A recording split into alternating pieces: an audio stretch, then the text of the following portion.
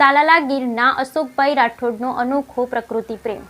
ગીરનું પાટનગર ગણાતું અને કેસરી કેરીમાં જેમનું નામ વિશ્વમાં જેવા તાલાલા ગીર ખાતે ફોર્ટન સ્કૂલના માલિક અને મેનેજિંગ ટ્રસ્ટી દ્વારા અને અશોકભાઈ રાઠોડે પ્રકૃતિ પ્રેમી છે। હાલ માટે તારા ગીરમાં અમુક પ્રકારના આંબાઓમાં મૂર આવવાના ચાલુ થયા છે, જે પ્રકૃતિ વિરુદ્ધમાં છે અને એવું સૂચવે છે કે આ પ્રકૃતિ વિરુદ્ધમાં કેરીઓ પણ કદાચ ભવિષ્યમાં લુપ્ત થાય એવો દાખલો બને તો રાજ્ય સરકાર તેમજ કેન્દ્ર સરકારે વહેલી તકે આ બાબતે યોગ્ય કાળજી રાખી અને આ ફળને લુપ્ત ના થાય તે દિશામાં સતત સંશોધન કરી અને કામ કરે, નહીં તો ફળોનો રાજા એ કેરી છે અને તાલાલા ગીર કેસર કેરી માટે વિશ્વમાં નામ ધરાવે છે। અને વસંત ઋતુ સિવાય આંબાઓમાં મૂર ના આવે, પરંતુ હાલ ભર ચોમાસે મૂર આવ્યા છે તો આ પ્રકૃતિની વિરુદ્ધમાં છે। અશોકભાઈ રાઠોડે ખૂબ જ પ્રકૃતિ પ્રેમી છે અને પ્રોટોન સ્કૂલમાં મેનેજિંગ ટ્રસ્ટી પણ છે। ખાસ બ્યુરો રિપોર્ટ ભીમજીભાઈ બચકોત।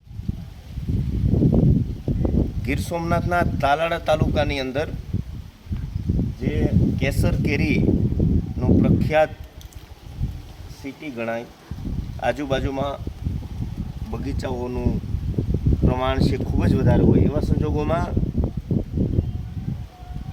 આબોહવા જે છે એની અંદર જે કંઈ પરિવર્તનો આવે છે, વાતાવરણની અંદર પરિવર્તનો આજના યુગમાં જે આવે છે એના અનુસંધાનમાં ચોમાસામાં તમે જોઈ શકો છો કે આંબામાં મોર આવ્યા છે। જુઓ,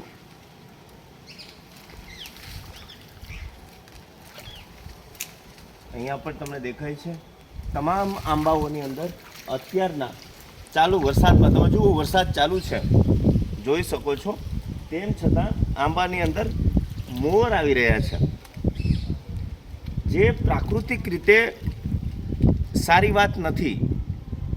પ્રકૃતિ પોતાનું અસ્તિત્વ સમતુલા છે એ ગુમાવી ચૂકી છે, એનો એક આ પુરાવો છે। આવું અહીંયા નહીં, તમે સામેના વૃક્ષમાં જોઈ શકો છો કે એની અંદર પણ મોર છે તમને દેખાય છે।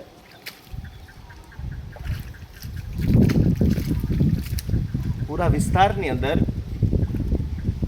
એનો અર્થ એ થાય કે જો અત્યારમાં ચાલુ ચોમાસામાં જો મોર આવતા હોય બગીચામાં, તો શિયાળાની અંદર જે મોર આવી અને પછી જે પ્રકારે ઉત્પાદન કેરીઓનું થવું જોઈએ એ કેરીઓનું ઉત્પાદન થવાની ખૂબ સંભાવનાઓ ઓછી છે એવું આપણે અહીંયા કહી શકીએ।